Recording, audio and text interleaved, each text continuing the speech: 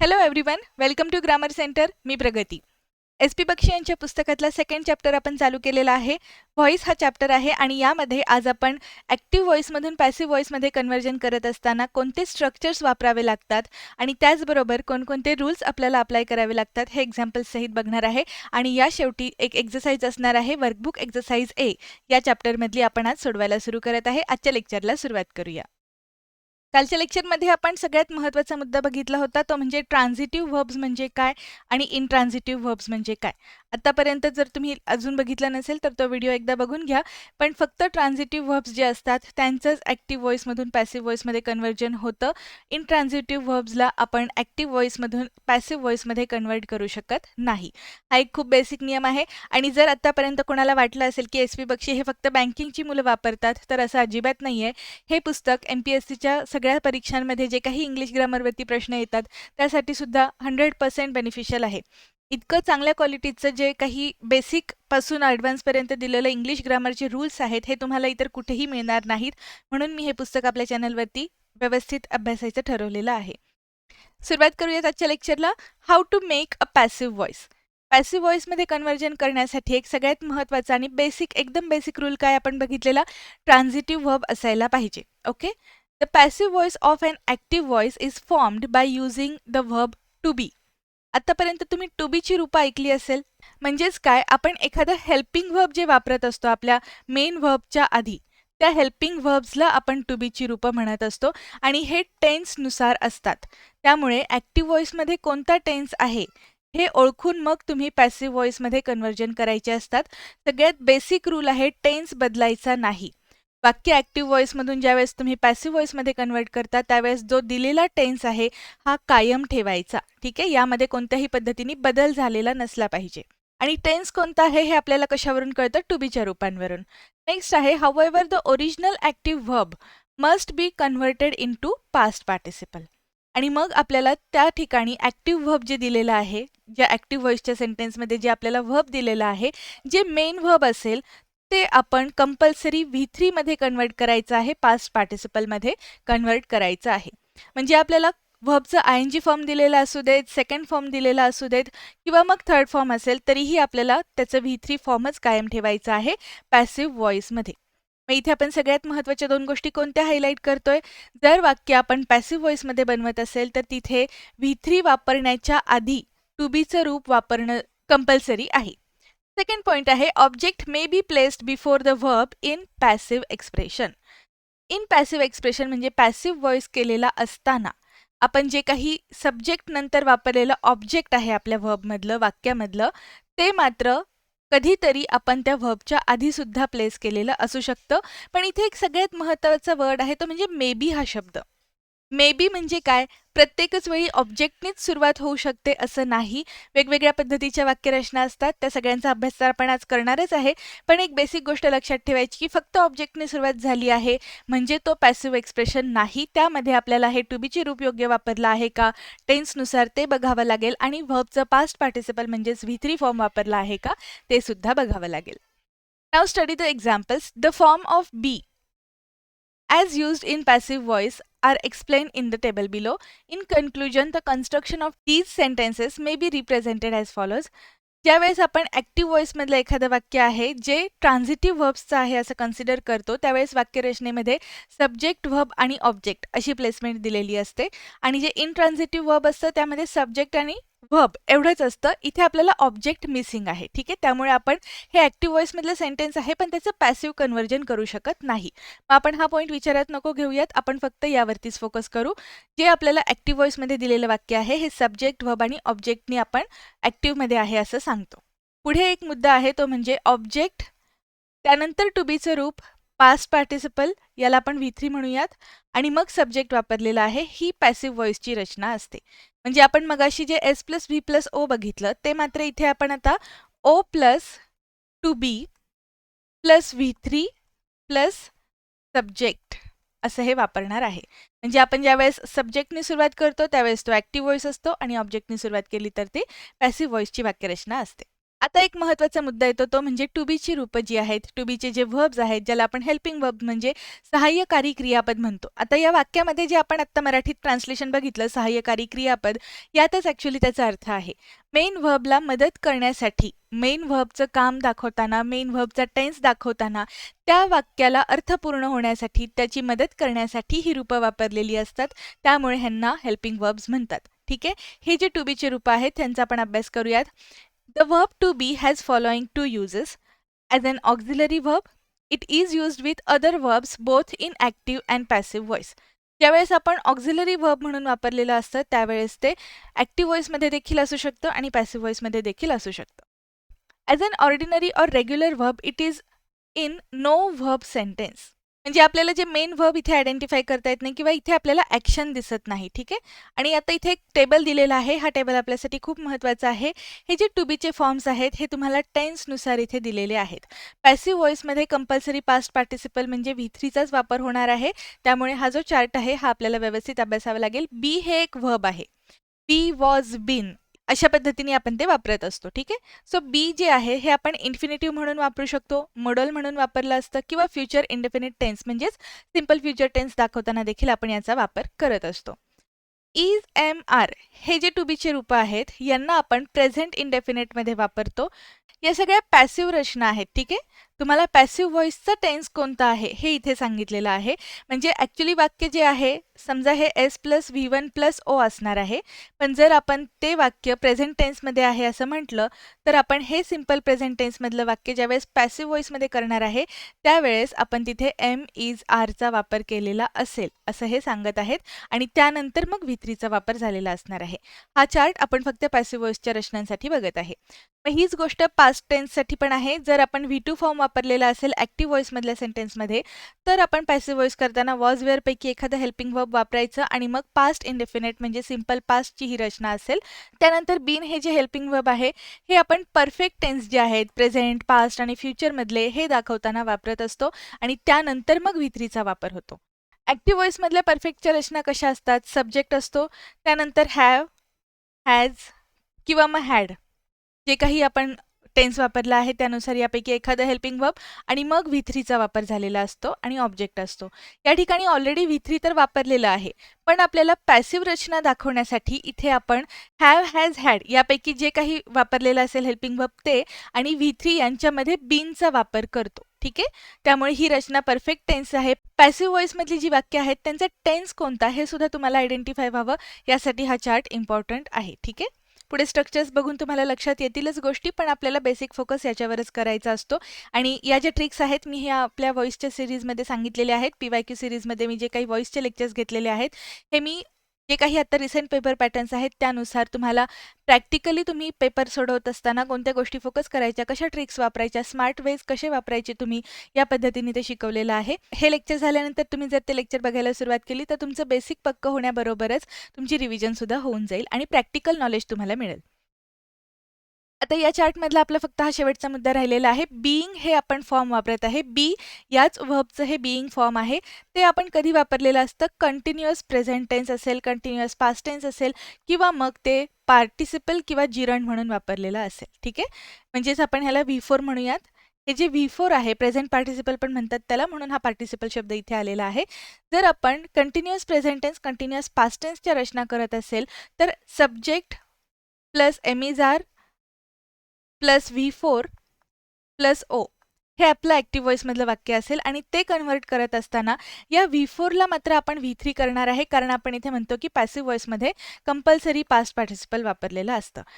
पण मग आपल्याला टेन्स तर कायम ठेवायचं आहे म्हणून एम इज आरच्या नंतर आपण बीइंग हे एक हेल्पिंग वर्ब वापरतो किंवा टू बीचं रूप वापरतो आणि मग आपण V3चा वापर केलेला दिसतो. The use of to be in the passive sentences. Object, त्यानंतर जे काही वाक्यात वापरलेलं आहे ते बीचं फॉर्म आणि त्यानंतर आपण हे पास्ट पार्टिसिपल बनवत असताना जर गरज पडली तर एक्स्ट्रा जे बीचं फॉर्म वापरतो ते आणि बाय हा शब्द वापरून मग आपण सब्जेक्टनी वाक्याचा शेवट केलेला असतो. म्हणजे ऑब्जेक्ट सुरुवातीला आणि सब्जेक्ट शेवटी पण कोणाकडून क्रिया झाली हे सांगण्यासाठी इथे आपण एक प्रिपोजिशन वापरत असतो. ठीक आहे. इथे जरी बाय सब्जेक्ट असं लिहिलेलं असेल तरी प्रत्येक वेळी बाय हेच प्रिपोजिशन येईल असं नाही. याचा अभ्यास देखील आपण पुढच्या लेक्चर्समध्ये करणारच आहे. लेक्चर तुम्ही शेवटपर्यंत बघा, म्हणजे तुमचे जे काही डाऊट्स असतील ते क्लिअर होतीलच. आणि सगळ्यात महत्त्वाचं, ही जी सिरीज आहे ही पूर्ण फॉलो करा. तुम्हाला बेसिकपासून अभ्यास करायचा असेल तर याशिवाय चांगला सोर्स नाहीये. जर आपण बी फॉर्म इन्फिनेटिव्हमध्ये वापरलं तर ती वाक्यरचना कशी असू शकते? He doesn't like to be punished. म्हणजे आपल्याला ॲक्च्युली पनिश या व्हर्बचं V3 करायचं होतं आणि आपण त्याआधी इन्फिनेटिव्ह फॉर्ममध्ये बी हे फॉर्म वापरलेलं आहे. म्हणजे बी हे जे हेल्पिंग व्हर्ब आहे किंवा बी हे जे रूप आहे व्हर्बचं, ते आपण इन्फिनेटिव्ह फॉर्ममध्ये वापरलेलं आहे. सेकंड आहे मोडाल्स म्हणून आपण बी हे कसं वापरू शकतो? The young person should be taught good manners. आपल्याला टीच या व्हर्बचं V3 टॉट वापरायचं होतं आणि त्यासाठी आपण शुड या मोडाल नंतर बीचा वापर केलेला आहे. म्हणजे जर वाक्यामध्ये मेन व्हर्ब नसेल, ठीक आहे, ऑक्झिलरी नसेल आणि फक्त मोडाल दिलेला असेल तर त्या मोडालच्या नंतर बी वापरून मग आपण V3चा वापर करू शकतो आणि ती आपण पॅसिव्हची रचना केलेली बरोबर असते. त्यानंतर future indefinite tense. Future indefinite टेन्सची रचना कशी असते? सब्जेक्ट, त्यानंतर शाल किंवा विल पैकी एखादं हेल्पिंग व्हर्ब जे योग्य असेल आणि त्यानंतर V1चा वापर असतो आणि ऑब्जेक्ट. ही असते ॲक्टिव्ह व्हॉइसमधली वाक्यरचना. आणि याला आपण पॅसिव्हमध्ये कन्वर्ट करत असताना कशा पद्धतीने बदल केलेला आहे ते इथे बघा. थर्ड सेंटेन्समध्ये he will be punished for his misbehaviour. म्हणजे आपण विल या हेल्पिंग व्हर्ब नंतर बीचा वापर करतो आणि याला V3 मध्ये कन्वर्ट करतो. मग हे झालं पॅसिव्ह स्ट्रक्चर. ठीक आहे, तुम्हाला या स्ट्रक्चर्सचा आता सगळा अभ्यास करायचा आहे, तो आपण सुरू करूया. जर प्रेझेंट इंडेफिनिट टेन्स असेल तर त्यामध्ये ॲक्टिव्ह व्हॉइसमध्ये सब्जेक्ट नंतर व्हर्बचा फर्स्ट फॉर्म किंवा व्हर्बचा फिफ्थ फॉर्म, म्हणजेच काय, व्हर्बला एस किंवा ES प्रत्यय जोडलेला असू शकतो आणि मग ऑब्जेक्ट दिलेला आहे. पॅसिव्ह व्हॉइसमध्ये सब्जेक्ट असतो, त्यानंतर पैकी एखादं हेल्पिंग व्हर्ब वापरायचं जे आपल्या ऑब्जेक्टिव्ह केसनुसार असणार आहे. म्हणजे जो आपला ऑब्जेक्ट आहे तो आता इथे आपण कर्ता म्हणून वापरणार. मग त्याच्यानुसार तो एकवचनी असेल तर इज वापरायचं, अनेकवचनी असेल तर आर वापरायचं. अशा पद्धतीने या रचना असतात. आणि आय हे जर आपण वापरलं असेल सुरुवातीला तर ते इथे एम म्हणून वापरलं जाईल. त्यानंतर व्हर्बचा थर्ड फॉर्म वापरायचा हे कंपल्सरी आहे आणि बाय वापरून मग आपण इथे सब्जेक्टिव्ह केस लिहायची आहे. म्हणजे आपण सब्जेक्टच वापरत आहे इथे, पण तो इथे आता या वाक्यामध्ये ऑब्जेक्टचं कार्य करणार आहे. वाक्य बघूयात. शी इज टॉट इंग्लिश डेली बाय हर क्लास टीचर. तिची क्लास टीचर तिला दररोज इंग्लिश शिकवते, असं हे ॲक्टिव्ह व्हॉइसमधलं वाक्य आहे. पण आपण इथे कर्त्याला महत्त्व न देता कोण शिकत आहे त्याला महत्त्व दिलेलं आहे. त्यामुळे हा जो ऑब्जेक्ट होता ॲक्टिव्ह व्हॉइसमधला तो आता इथे सब्जेक्ट झालेला आहे. आणि इथे आपण एकवचनी करता असल्यामुळे इजचा वापर केला, नंतर V3चा वापर आणि पुढे जे वाक्य दिलेलं आहे ते rest of the part continue होतो. सेकंड सेंटेन्स आहे, I am often invited to attend party by my friends.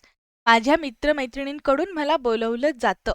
ठीक आहे, त्यामुळे हे मी स्वतःहून जात नाही, मला बोलवलंच जातं, ही ती वाक्यरचना आहे. म्हणजे इथे आपण ॲक्टिव्हली कृती केलेली नाहीये, आपल्याकडून ती कृती करून घेतलेली दिसते, म्हणून हे पॅसिव्ह स्ट्रक्चर आहे. आणि आय हा कर्ता वापरल्यामुळे इथे एमचा वापर झालेला दिसतो. थर्ड आहे, elections are held every 5 years. कोणतंही वाक्य असू दे, तुम्हाला जर तिथे सब्जेक्ट, व्हर्ब, ऑब्जेक्ट अशी बेसिक वाक्यरचना दिसत असेल तर तो असतो सिंपल प्रेझेंट टेन्स. आणि याच्या वाक्यरचनेला आपण ज्यावेळेस पॅसिव्हमध्ये कन्वर्ट करतो त्यावेळेस टू बीचं जे रूप आहे म्हणजे पैकी एखादं वापरायचं आणि मग V3चा वापर करायचा. या ट्रिक्स आहेत तुमच्यासाठी. तुम्हाला ज्यावेळेस दिलेल्या ऑप्शन्समधून पॅसिव्हचं स्ट्रक्चर ओळखा असं सांगतात त्यावेळेस हे लक्षात घ्यावं लागेल. कालचाच क्वेश्चन आहे.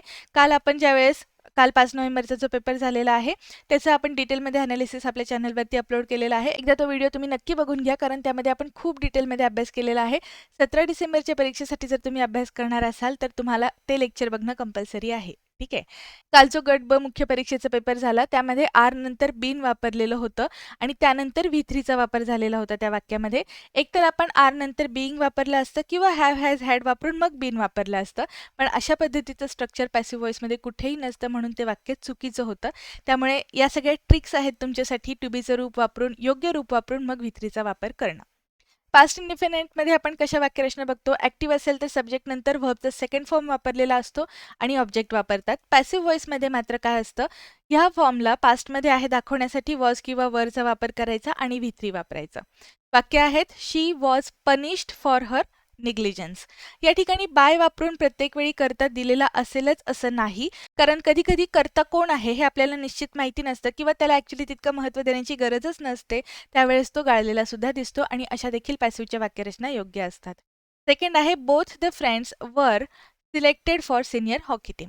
या ठिकाणी फोकस कशावर करायचा आहे आपल्याला, हा पास्ट टेन्स आहे आणि तो इथे आपण वॉज वेअर वापरून मग V3चा वापर केलेला आहे, हे महत्त्वाचं. परफेक्ट टेन्समध्ये ज्या रचना असतात तिथे आपण बीनचा वापर केलेला दिसतो.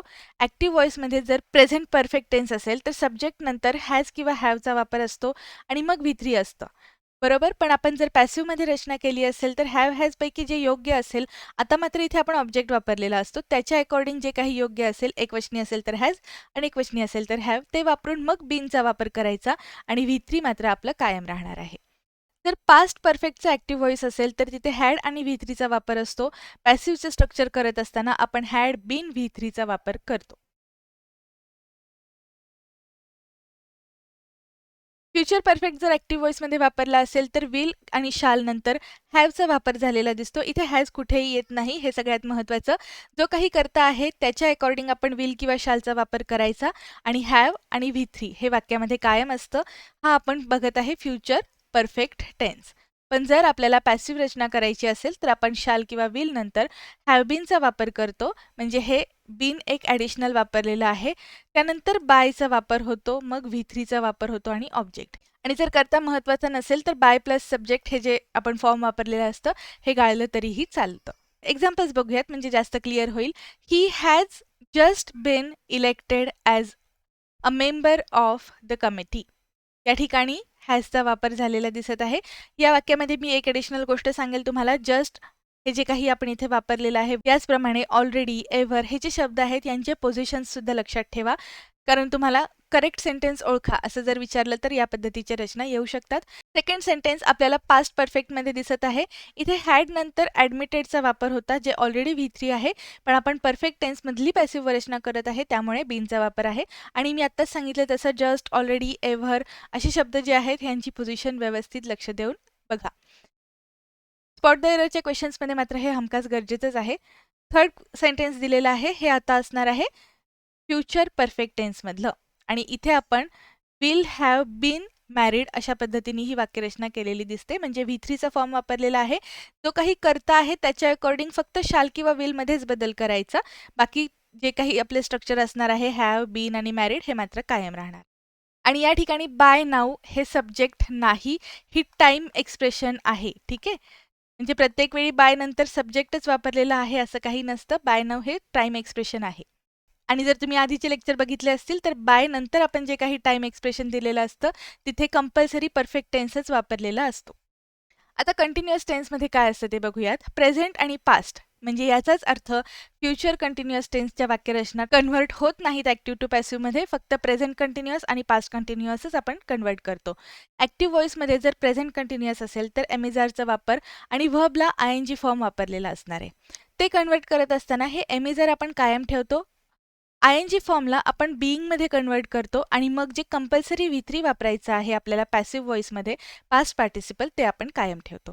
सेम आपण तसंच करतो पास्ट टेन्समध्ये, फक्त आपण इथे वॉज वेअर हे हेल्पिंग वर्ब वापरलेले असतात आणि ING फॉर्मला बीइंगमध्ये कन्व्हर्ट करायचं आणि हे जे वर्ब आहे हे थर्ड फॉर्ममध्ये वापरायचं. एक्झाम्पल बघूयात. The match is being telecast now. आता टेलिकास्ट हे जे वर्ब आहे हे टेलिकास्ट असंच तिन्ही फॉर्ममध्ये येतं.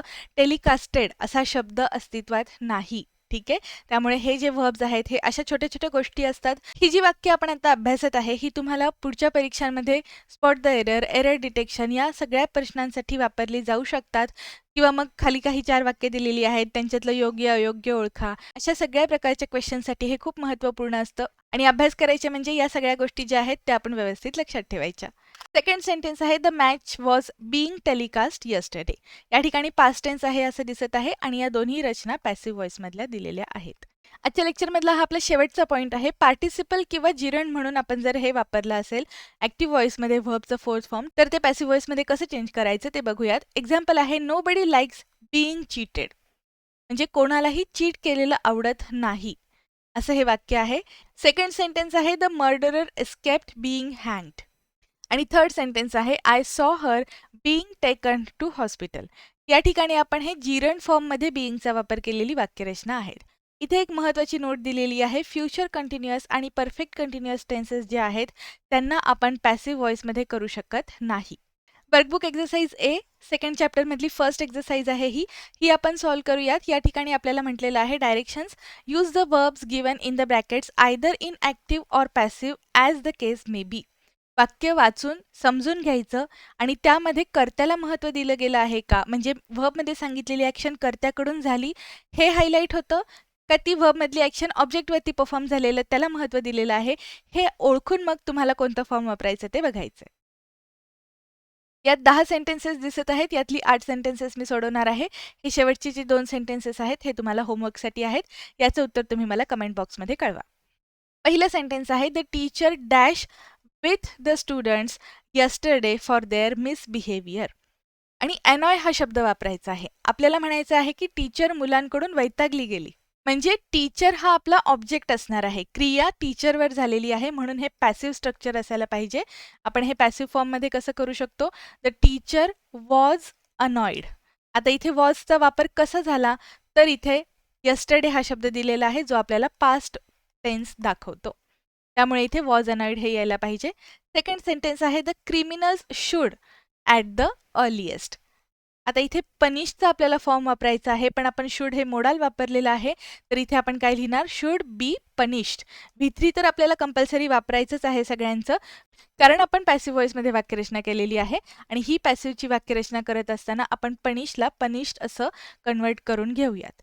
तर वाक्य काय होणार आहे, the criminals should be punished at the earliest. Third sentence आहे, I dash then that he dash working hard. या ठिकाणी फर्स्ट फिल इन द ब्लँकसाठी कन्व्हिन्स हा शब्द वापरायचा आहे आणि सेकंड फॉर्ममध्ये बी या व्हर्बचा आपल्याला योग्य फॉर्म वापरायचा आहे. आणि देन हा आपला कीवर्ड आहे, यावरून तुम्हाला कळेल की ही वाक्यरचना आपल्याला पास्ट टेन्समध्ये करायची होती. वाक्यरचनेचं ज्यावेळेस तुम्ही कन्व्हर्जन करणार आहात त्यातला फक्त हा जो पहिला पार्ट आहे हा पॅसिव्ह असणार आहे, कारण आपल्याला जे वाक्य दिलेलं आहे यामध्ये आय वॉज कन्व्हिन्स्ड असं म्हणायचं आहे. मी कन्व्हिन्स झालो की तो हार्डवर्क करत होता, त्यामुळे आय वॉज कन्व्हिन्स्ड असं असणार आहे. आणि त्यानंतर तो हार्डवर्क करत होता, इथे ॲक्टिव्हली सब्जेक्टनी केलेली कृती हायलाईट होते, कर्त्याला महत्त्व दिलेलं आहे, म्हणून इथे आपल्याला ॲक्टिव्ह व्हॉइस वापरायचा आहे, पॅसिव्ह नाही. मग ही वाक्यरचना करत असताना ही वॉज वर्किंग हार्ड असं आपण लिहू शकतो, कारण हे वाक्य पास्ट टेन्समध्ये आहे. फोर्थ आहे, prohibition in many states dash lately by the state governments. इथे एन्फोर्स हा शब्द आपल्याला वापरायचा आहे. लेटली हा आपला कीवर्ड आहे, कारण लेटली जर आपण वाक्यामध्ये वापरलेलं असेल तर तो आपला परफेक्ट प्रेझेंट टेन्स असतो. ठीक आहे, त्यामुळे आपल्याला इथे वाक्यरचना करत असताना prohibition in many states, prohibition हे आपलं एकवचनी आहे, म्हणून इथे हॅज बीन एन्फोर्स्ड असं हे येणार आहे. हे वाक्य खूप इंटरेस्टिंग आहे, खूप छान आहे हे वाक्य, व्यवस्थित अभ्यास करा याचा.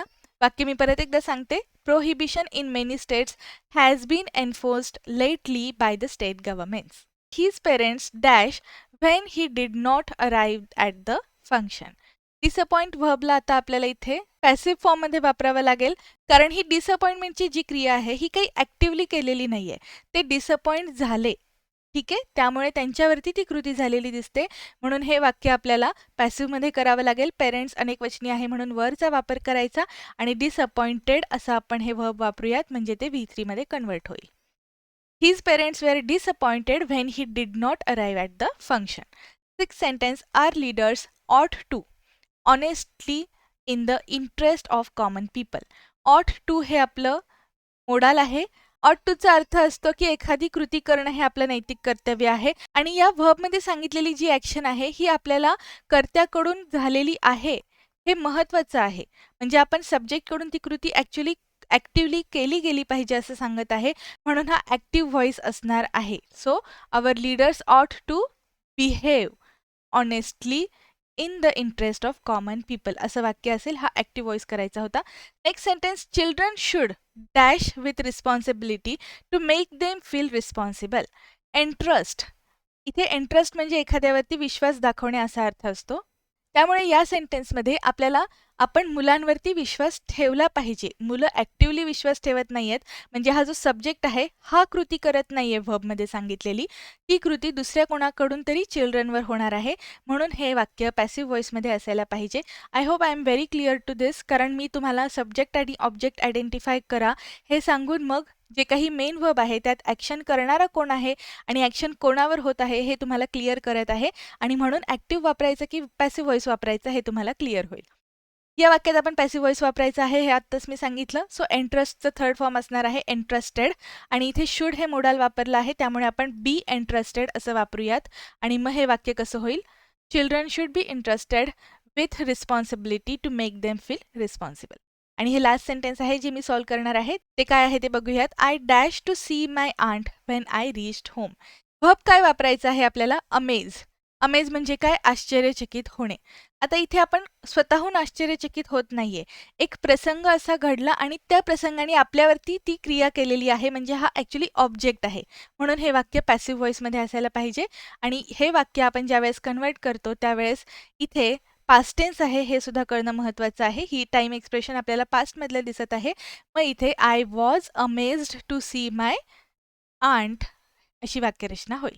हे जे शेवटचे 2 सेंटेन्सेस आहेत यामध्ये फिल इन द ब्लँकमध्ये कोणत्या व्हर्ब्सचा आपण वापर करायचा आहे, कोणत्या फॉर्मसोबत त्याचा वापर करायचा, ॲक्टिव्ह की पॅसिव्ह हे सगळं तुम्ही मला कमेंट बॉक्समध्ये कळवा. लेक्चरमध्ये झालेल्या गोष्टी तुम्हाला परफेक्ट करायच्या असतील तर तुम्हाला जे होमवर्कसाठी क्वेश्चन्स दिलेले आहेत त्यांचा अभ्यास नक्की करा. कमेंट बॉक्समध्ये तुमचे काय रिप्लाय असतील ते कळवायला विसरू नका. याचबरोबर आपल्या चॅनलवरती जे काही अदर सिरीज आहेत त्यासुद्धा फॉलो करा. चॅनलला जास्तीत जास्त शेअर करा आणि इतरांनाही सबस्क्राईब करायला सांगा. भेटूयात पुढच्या लेक्चरमध्ये. थँक्यू.